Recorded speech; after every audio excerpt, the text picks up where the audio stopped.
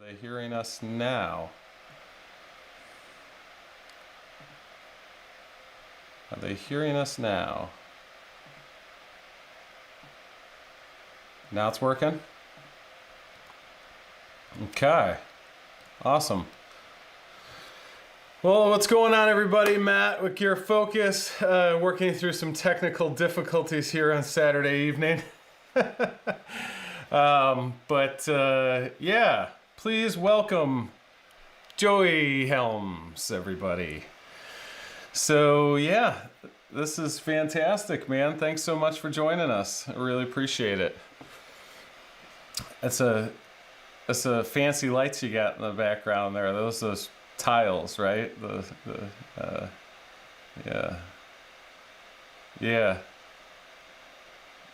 Yeah, I looked at those. So yeah, baby Komodos we have here, ladies and gentlemen. And we're gonna be going over Joey's experience, some of my experience, and talking about the new RED Komodo. It's a fantastic camera. This is the early release, so this is the beta firmware on here, and this was a pre-release that we got a hold of, and the official release is coming soon for the black version. This is the Stormtrooper version. If you guys have checked out any of our videos or Joey's videos, if not, check them out. I did some really bad After Effects with that lightsaber Joey liked, but I did not. That was my first time using After Effects, so it was a pretty cool plugin, actually. But let's jump into it right away. Joey, you have had the Komodo since when now? When did you first get it? Oh, they can't hear you. Okay. All right, hang on. Let's make sure we got audio going out. Audio.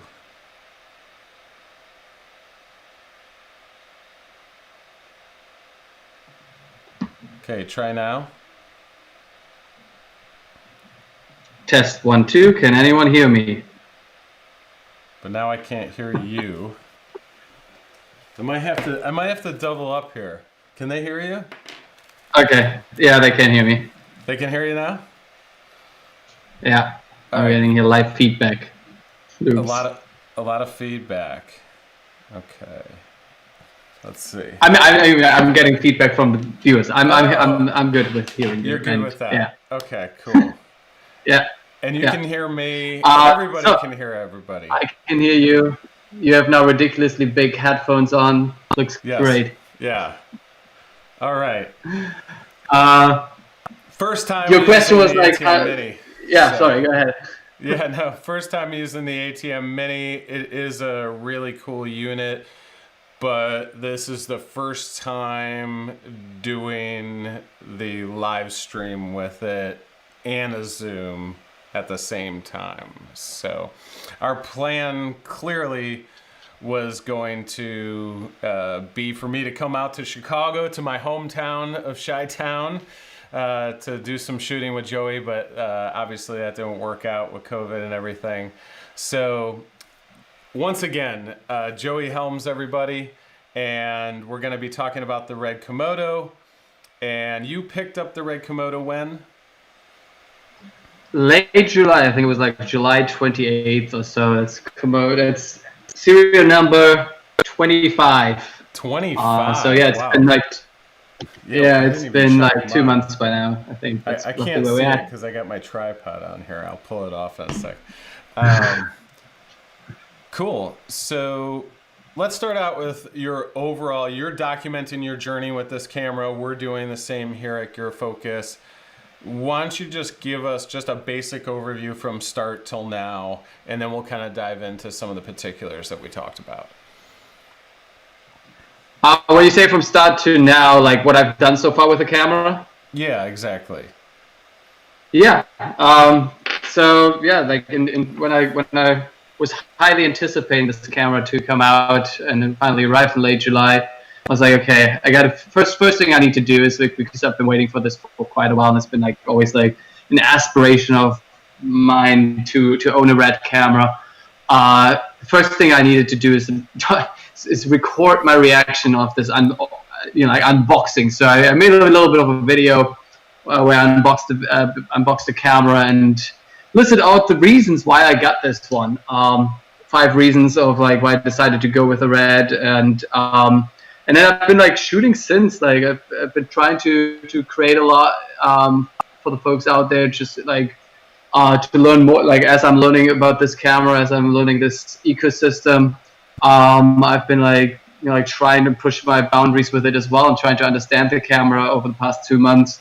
And I think I'm getting a better grip on it day by day, and have learned already a ton. So there's more coming on the channel. Like I'm also very appreciative of all the feedback that we're getting in this community. The RED community is it's a good feedback loop, and it's been quite a fascinating journey for me, frankly, because for those who don't know, possibly everyone, I'm not a professional filmmaker whatsoever. I'm like what people would call a prosumer, a very passionate prosumer about this kind of in this niche of like camera gear.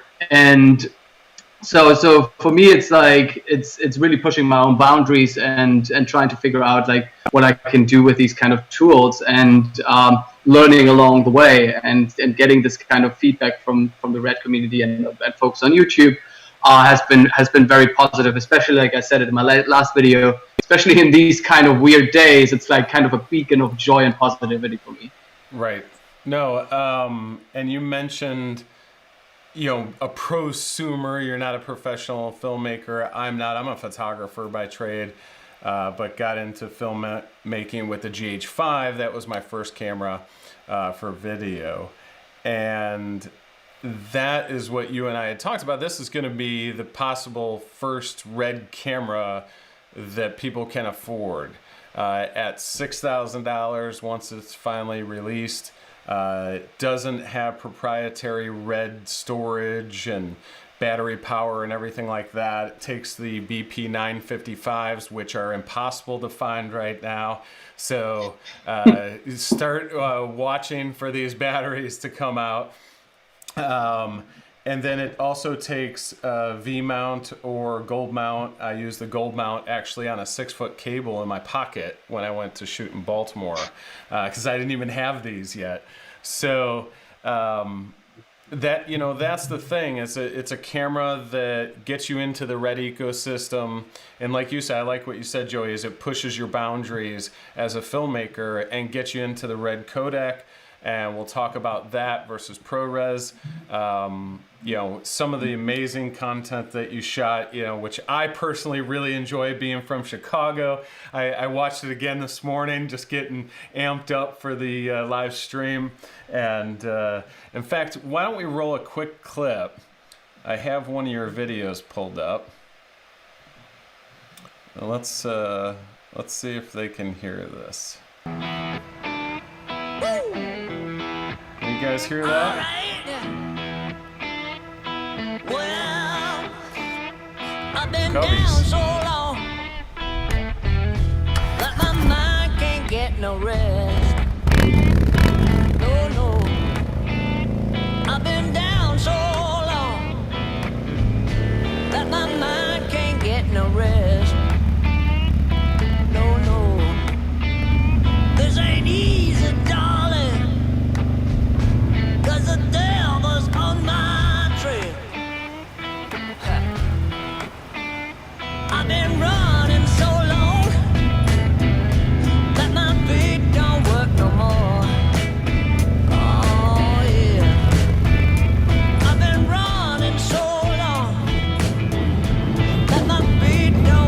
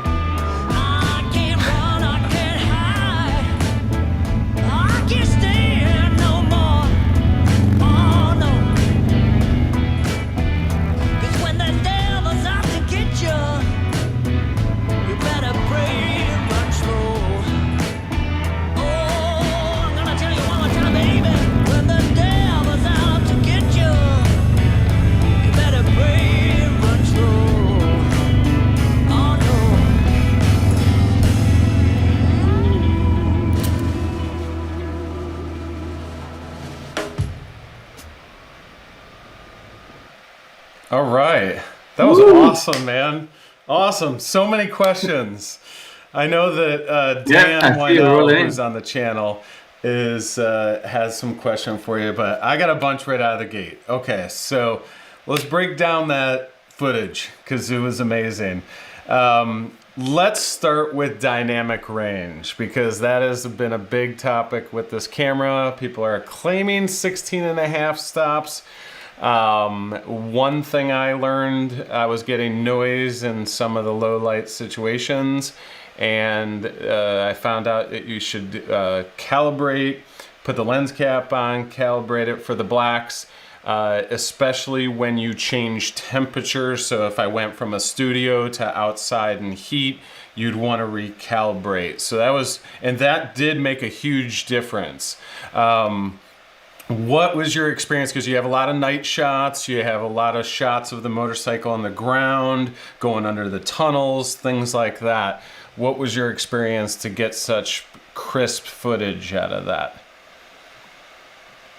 Yeah, I mean, you mentioned the black shading, which is something that was completely new to me in that sense that you basically have to, if you have like you mentioned, there's like a few scenarios where you want to do this kind of black shading in order to reduce the random noise, the noise patterns, the fixed noise patterns that the camera has naturally at certain circumstances or environments.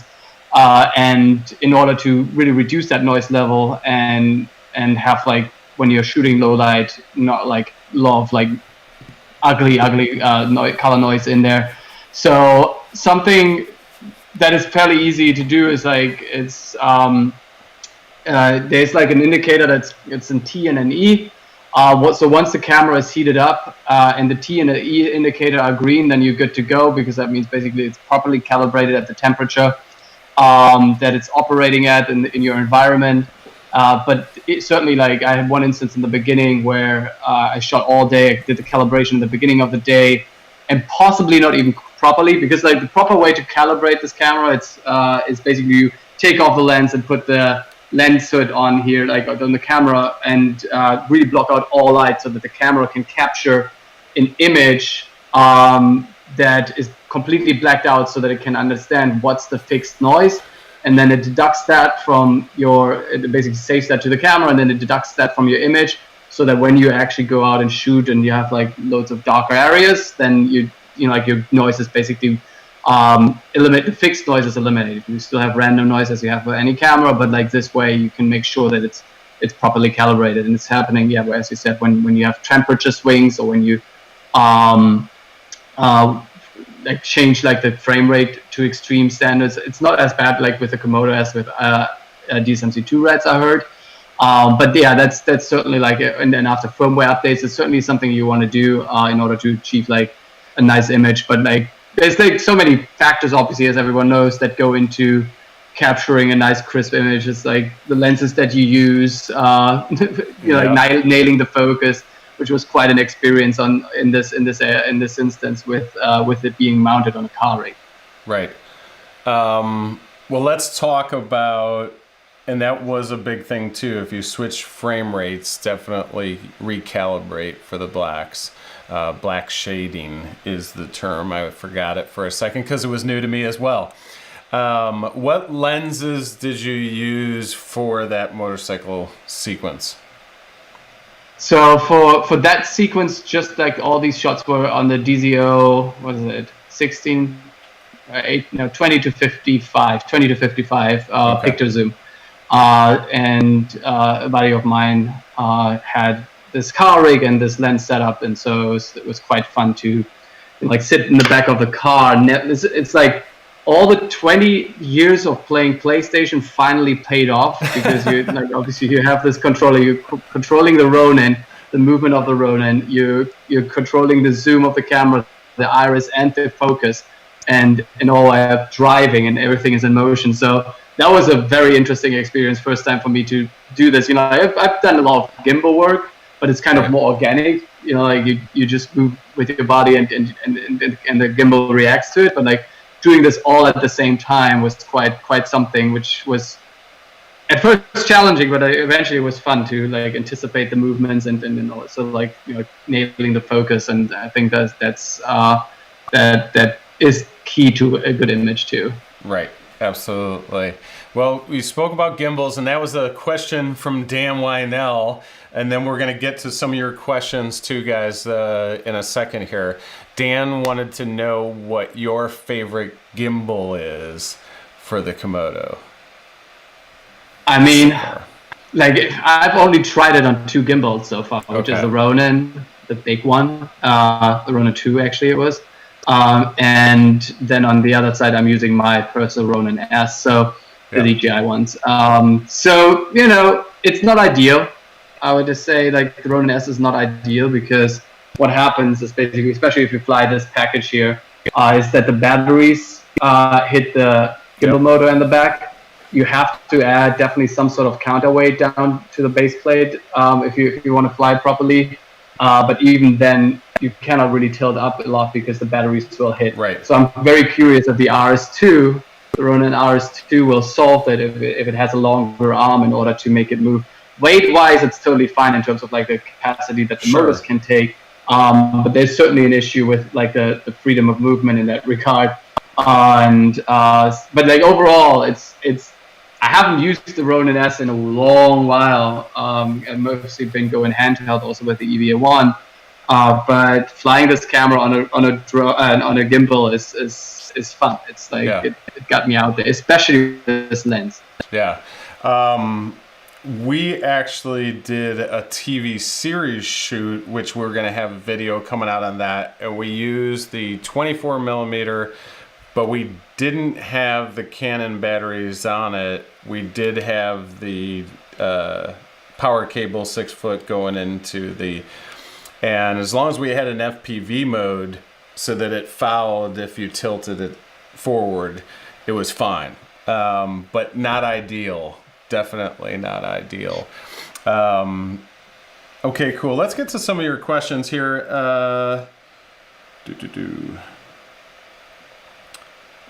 This one comes from Andre Cruz, sorry. Do you use an external mic and cam, or you record the sound with other equipment? You want to? So what I do is, because like I'm trying, again, it depends what you use the cameras for, right? Like if you're like if you use it as a legit like a camera for like a short film or whatever, or like a commercial, you possibly want to use an audio recorder and record that way. For me, what was key to figure out is like how can I have the smallest package possible so that when I travel and be out in nature or in cities, that I can record right into the camera. And so what I'm doing is actually I just mount a little hot shoe or cold shoe here, and then put the Rode Video Mic Pro Plus, they have the weirdest names, and put it right into the microphone jack, which is it's a mic in, so like you wouldn't want to rely on the camera's preamps. So luckily that microphone is powered and can boost the signal a little bit, so that combination works well for me, as well as like if I'm using this camera to film myself for my videos, and I'm putting the Sennheiser Labs mic on here as well, the receiver, and that can boost the signal as well. So that works for me, but certainly if you want to put like a proper microphone which needs phantom power, then you would still need some other solution, preamp. Right, yeah, and now it shoots 6K 40 frames a second or 39.96, and no audio, obviously, when you're recording at that frame rate. So you're going to want an external anyway. I use a Zoom recorder. It works great, and obviously if you're shooting in higher frame rates, you're not going to need to sync audio anyway. But you can use the internal mic just as scratch audio. It's really bad. In fact, you did a test in one of your videos where you switch between the two, and it's just real tinny sounding. But yeah, actually, I like if you play around then with the equalizer in the end. Like a couple of weeks in one of my videos, I think it was the second last video, I accidentally kept the Internal? camera setting to internal mic, and was just like in this environment was just internally recording. Obviously, there was not much surrounding noise, but like playing with the equalizer now after the fact, listening to that video, I was like, it's not that bad actually. It's like if like for scratch mic, it's not that bad. Certainly, you don't want to rely on it as like Right. actual microphone, but it's not that bad. I think I heard the DSMC2 microphones were way worse. Yes. Yeah. Not unusable, basically. Yeah, that's when you get into time codes and everything like that. So, well, they have. Let's talk about the firmware for a second. Let's switch gears. You had mentioned the RED community is awesome. Dan and I have said the same thing. I mean, really, we've been a part of a lot of groups. I'm not going to name any specific groups, but the RED group, everybody is just so helpful with people who are new to the RED camera. It's a very positive group, very helpful. They have tons of people from RED chiming in and, you know, giving us updates. We have had 2 firmware updates since we got, did you have one before because you got it earlier than I did? I think it's in total, there was like a really small one in between. Okay, gotcha. So but I would say 2 major ones, yeah. Okay, so one of the biggest major ones was the LQ mode for ProRes, which is low quality, and I did some testing and it looks pretty good for low quality for longer shoots, which basically doubled the recording time on the CFast. And someone had asked, you know, what kind of media? Yes, this is a CFast, just goes right in the side there.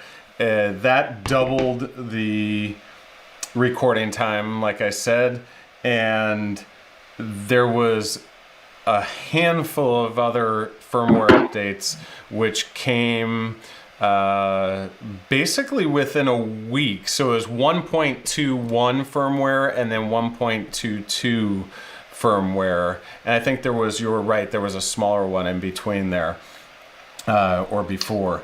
So yeah, they've been staying up to date with the firmware. What are some features you would like to see on future firmware updates? That's a great question. I think they have already done a bunch of improvements around the autofocus. I think that's the one that's most important, I guess, to me, although I'm like generally shooting a lot of manual stuff, but like I've definitely in the latest upgrade, I've seen great improvements when you shoot with an autofocus lens like the Sigma 18-35. Just I don't think even officially approved yet, but it's the autofocus is like it's searching way less. I hope, and I don't know if that's in the pipeline, but I hope that there will be something like eye tracking, face tracking. That would be amazing for especially when you fly it on a gimbal. Right now it's just like point tracking wherever you tap on your screen. That would be a big one, I think, for me in terms of like the improvements around the autofocus. What else would I like to see? I mean, like you mentioned LQ, like using RED RAW in LQ mode. I shoot basically everything now in LQ because my output is mostly on YouTube, so totally fine with it. They're saying basically use LQ for like longer narrative work, or like when even like for cinema work, but like MQ for cinema, commercial work, and HQ really just for VFX work, where we could pull stills from it. So it gives you just so much more recording time. So maybe they get even more efficient with those codecs. I've seen already great improvement with MQ from one firmware update to the next. So that maybe even more efficiencies if that's the case. And like if they're just getting more efficient and doesn't have like loss of quality, I take it. But what else? I really like what else is good like around the firmware and in general this around this camera is really like the app experience with RED Control and You can like control everything about this camera on an iPad or phone, and like the latency is super short, and it's been like a really good experience around that. So bouncing that question while I keep thinking about this, like what do you want to see in a future firmware update? Yeah. Before I say that, and I'm going to get to some of your questions, guys. I know a few more people are chiming in here. The autofocus. So what saved our butts on the TV series shoot we did this past week was the focus pull options from the app. And that was a question, does touch focus or autofocus only on the top LCD or via the app? Yes, it's via the app. And in fact, it has a wheel. And that is one of the firmware updates we would like to see, is that wheel is really big on the screen and the image is small and you can't control the size of the wheel. So that would be a fantastic update if they made the wheel smaller and the image bigger so you could still see the image for focus. But yeah, we had somebody on an iPad in the other room pulling focus while Dan was on the gimbal, and it saved our butts. There's no way we would have pulled off that shot without that, because we didn't have a rig that would have a focus module on it to be able to be pulling focus from a Teradek or something like that. And there's no budget. This was a no budget TV series film.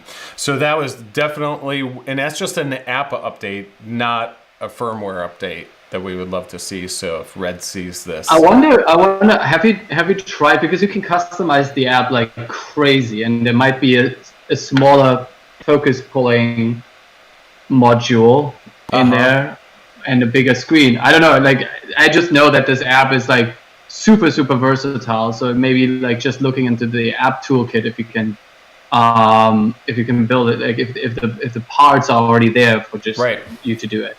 Yeah, I'll have to check that out today, actually. Otherwise, let Mikael know. He's the one responsible. Yeah, we will. We'll chime him on the Facebook group. Has Red stopped the Stormtrooper sales now? I believe so. I believe Stormtroopers are all gone. Can't get them. So if you want a Stormtrooper, you can buy maybe mine. Some. There may be some at B&H still, I heard. Maybe. Oh, really? Maybe not. But I saw the black was going to be released, but I think the Stormtroopers are up, and that's because someone had posted on the group, does anybody have a Stormtrooper they want to sell? Because he wants to. Selfish. All right, Tommy, what's up, Tommy? I wonder if the Sony FX6 will be a better choice than RED in terms of workflow. I didn't know you had to calibrate the blacks and that starting it up takes 30 seconds. That is another firmware update I'd like to see, is a little bit quicker of a startup. It's not too bad though. It is a professional cinema camera, so you're preparing anyway. It's not like you're grabbing a mirrorless, DSLR and just filming your kids with it, even though I do that all the time with this to practice. But so I'd like to see that. But the Sony FX6, you're not getting the red color magic. So, it's magical. You take this footage into post and you can change everything. And, we can talk about that because I'm sure that it was new to you, it was new to me. There is the ability to change your ISO after the fact. And also, there is fine tweaking the ISO, and it's called, what's the name of it? It's a RED, does anybody know? Yes, Tommy, global shutter is probably the biggest difference, but I'd say that's here in RED Color Sciences here. Depending on what I think what you're talking about is flat, if I'm not mistaken. Yeah. So you can control that in post. And it's great because I've used Premiere, DaVinci, Resolve, and Final Cut, and all the settings are just right there. You can just throw on the Rec 709 or 2020 or whatever you want. You can change the ISO. It's very flexible. Yeah, 16 bits is nice too. Let me go back and make sure that we didn't miss any questions. You get really lazy with this because, like, aside from the ISO, that is like, unlike many other cameras that always have like a base ISO, like Reds don't have that as such. Right. Don't ask me about the full science. Just check out Red's website. They talk a lot about that. I would be just bullshitting if I would try to explain it now. Right. But what you can adjust as well with that is the white balance, as if you shoot RAW, and that's been always like a pain point, I feel, for me in the past, especially shooting on a Sony like a A7S II or so, where the color science itself is already not great, and if you like are a little bit lazy about the white balance, then you're sometimes completely screwed. And here you just shoot whatever you feel like in the moment, and then you can adjust it in post. Yeah, without any loss in quality. Yeah, very flexible.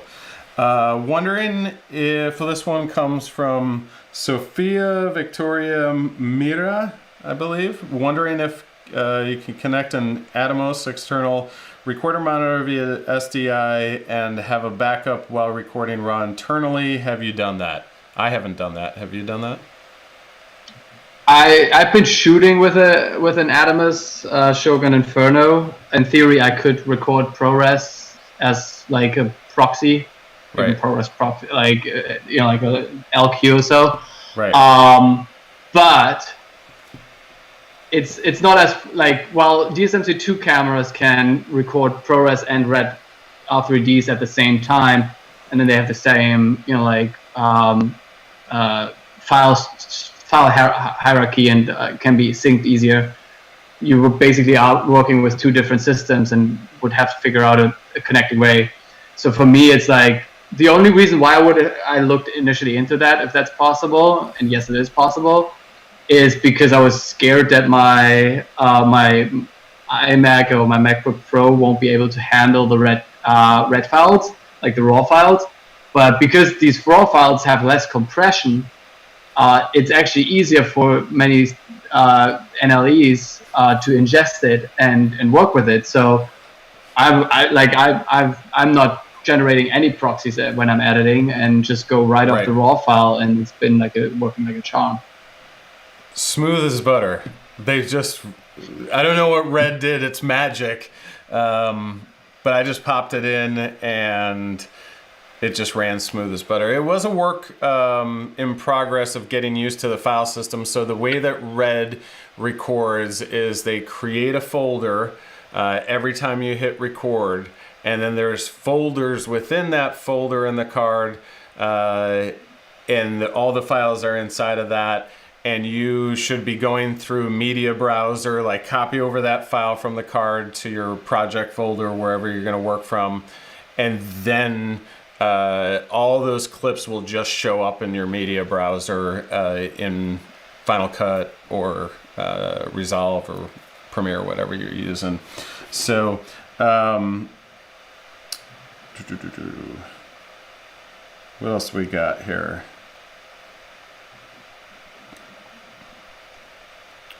All right. I don't see, if you guys have any other specific questions for Joey, post them in the comments. Be nice to see if we could have a backup option via Atomos to the single internal card. Yeah, that would be good. It's never bad to have backup, but it's been, knock on wood, flawless with the 1 terabyte Angelbird that I have in here. I think you just showed yours. Is that the same one that you're using? Yeah, I have two 512s. Okay. Just because I like to spread my risk. Right. Yeah, I have a 256 kind of as a backup. So let's talk about rigs, because there's been a lot of chatter. If anybody's on any of the RED Komodo groups, there's been a lot of chatter about the tilted cage, which is the cage I went with. I just ordered it this week. So the white one? No, I didn't go white. I couldn't. And the reason that I couldn't go white is, let me grab it really quick here. Hang on. Yeah, like while he's like bringing up the magic, a lot of manufacturers, like third-party manufacturers that are building all their accessories around it, they're all coming out with like limited white editions. Like Tilta has it, Small HD has a white monitor right now. All like these limited edition white ones that go along with the Stormtroopers, because unlike previous Stormtrooper programs, and just for those who don't know with RED, RED basically has like these pre-release early versions that are white. That they existed for other models before as well. But with this camera, they went a little bit further and produced way more in small batches still because of COVID. And so there's over 1,000 of these Stormtroopers out there now. Yeah. So I didn't have a cage for it, obviously, and it fit in my GH5 Tilta. So the only thing I had to do was the base plate that slides in had a little lens curve mount, and I dremeled it off so that it would slide, would sit flat on the bottom of the Komodo, but it actually fits perfectly inside this cage. So I've been using this cage when I want to attach the gold mount battery to the back. And I have a friend who knows somebody with a 3D printer, and he's printing a gold mount adapter plate for the back that'll slide in to where the BB batteries go in. So that'll be even nicer, because then I won't have to have the rods and everything on there. But I was pretty amazed that it fit into this rig, and that's why I went with the steel color to answer your question, because I have a lot of accessories that are already this color. Gotcha. So, and it was just a little too much white. Yeah, I think someone called it cocaine white. Yeah, I mean, it's like you have this huge white camera that has all these white. I may get the white Small HD Focus Pro.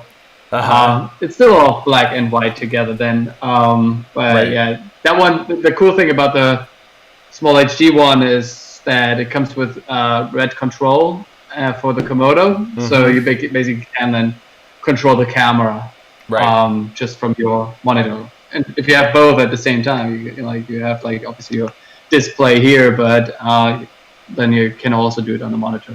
Or if you interesting, because and someone asked about autofocus. To answer your question, Nick, is the autofocus good enough to use for indoor talking head videos? Absolutely, without a doubt.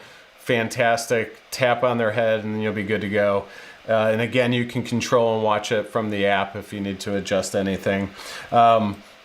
So the handle that came with the GH5 on this rig, I used the small rig one just because it felt better instead of the handle. But that has a cable that controls the Panasonic. So all you need is a cable that goes from the pin of that, and it actually says RED or Panasonic on the inside. There's a little switch. So I'm gonna have to email somebody at RED and see if that's possible, or at Tilta. But that would allow me to use that handle on the new rig. That's one of the reasons why I got the RED one, because it has the record button here. So it's like when you go one-handed like this, you can just like go right away.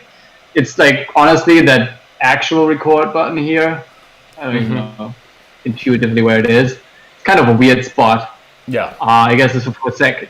Yeah, for an AC, I guess that's a person who could press it on that side. But other than that, like it's. I've seen people holding it like this and then using their pinky and record like this, but it's just not intuitive. So I like having the button here. Yeah. That's definitely nice, because the touch screen, you don't want to be dealing with that to trigger recording. Okay. Why do you perform the sensor calibration? That's for the blacks.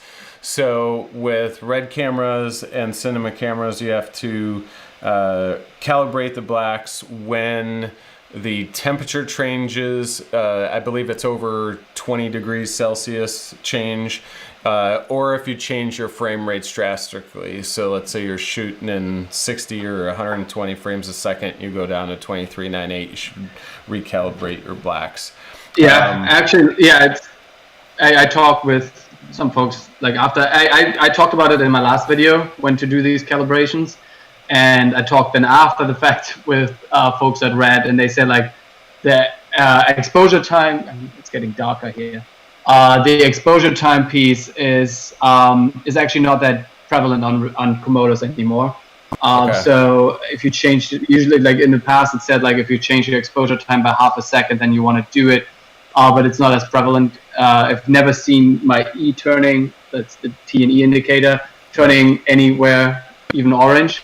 But certainly the temperature. So what you want to do is like when you haven't done a calibration in a while, like your temperature's changed, you want to have your camera heat up for like 2, 3, 4, 5 minutes. And if at that point your T indicator is either orange or red, then you want to do a calibration. I basically go by that technique now. Whenever I go out, I start up the camera, walk around, and check if it's good to go, if everything's green. And if it's not, then like do it quick and dirty, throw lens cap on and do the calibration, or take the lens off, put the hood on here on the camera, and then run through the calibration. It takes about 1.5 to 2 minutes, I would say, which is also way shorter than on previous RED cameras, so it gets faster too. Yep. And actually, interesting. And yes, someone's asking, black shading is the same as calibration. Yep. Yep. So I just started up my Komodo, and the T was yellow, but it turned green after a few seconds, so it's okay to go. Now, because I saw it come up yellow, I would probably still calibrate it just to play it safe. Because the last time I had it out, but you want to wait until the camera is up to temperature. You don't want to do the calibration right away, because it's like your camera will heat up after the fact. So you want to wait until that's all up to temperature. Yep. And that's why you said you walk around for a little bit with it and just get it acclimated to the temperature. Okay. Any other questions? Thanks, Gary. Appreciate it. Thanks everybody for chiming in. I think we have some time for a few more questions, but we're definitely going to be collaborating. There's going to be a time when I'm coming out to Chicago as soon as this COVID thing allows me to. And Gear Focus has been booming, so if you haven't joined Gear Focus, make sure you subscribe to our channel. Check out gearfocus.com. In fact, a few RED cameras sold this past week that some couple sellers had. And we had some record sales just the past few days since we launched, so that's fantastic. I'd like to thank everybody for joining who has. And we have some big, exciting things we're working on at Gear Focus before the end of the year, hopefully. Some real cool new feature improvements to the platform. But we're always here to help feed your passion and promote people's work. And Joey, I watched some of his stuff and I was just like, wow, fantastic work. Chicago footage, couldn't get away from it. So subscribe to Joey's channel. Check out all his videos that he has. He has a lot of tutorial, full in-depth. I think it was your last one where you really went more in detail with the workflow of the files and the LUTs and, color grading and things like that. So, definitely subscribe to Joey's channel. Joey, thank you so much for being on the channel, and let's see if we have any last questions. Do you guys use an EVF? Would be nice to see if they can make a loop. They did come out with a loop. That was just posted today, wasn't it? I haven't seen it. I heard. I know that a bunch of people were working on some sort of contraption. Is it? I want to say like Envato or something like that. I can't remember the name, but there are loops coming out to answer your question. How do you deal with chromatic noise? Do you ever go over 800 ISO? I do sometimes, like at night shots, you may want to push it a little bit. I think it's still fine if you just go in the, like 1600. I think it's still fine. Yeah. So, and then like with Resolve integration, you can do like easy noise reduction as well. Right. And then should tackle a lot of issues that like because like there's no noise reduction in REDs like natively.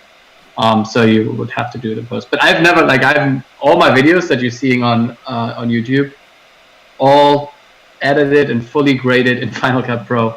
I still need to make the plunge over again in the round trip through Resolve. That will be my winter project to understand it better. Actually, I'm working on a video right now where I have to do it because I'm using B-raw files, like Magic Raw files, and Red Raw. So I'm like playing around with it right now. Me too. We're on the same exact journey. Dan just switched over to Resolve because he was fed up with Premiere. I got Resolve Studio 16 installed, and it's a completely different world, but super powerful. So we can collaborate on that one. That'll be our next Q&A, is switching from Final Cut or Premiere to Resolve. So it's a lot of work, but it's really powerful, and there's some really cool features in there that really allows your workflow just to be really quick. So thanks everybody again. Joey Helms, check out his channel, subscribe. We have a link in the description below. We'll bring some more content, and check out gearfocus.com. Give us a like, give this video a like, and subscribe. And yeah, Joey, awesome. Keep up the great work, brother. Thanks for having me. Yeah. Same. Let's continue this journey. We are. I'm gonna go out and shoot today. So do you have any shoots planned for today? No, nothing today. Tomorrow, possibly for. Because it's so tough for you to go find cool things to shoot. You just walk out your door. It's overcast right now. It's overcast. It's not great, Yeah. and it's getting cold now, so it's like not fun. Yeah, shy time. That's why I got to make it out soon, because I'm not coming during the winter. I don't miss the winters. I miss the summers. So, all right. Thanks everybody. Thanks Joey. Enjoy your weekend, everybody. Thank you. Cheers. Bye.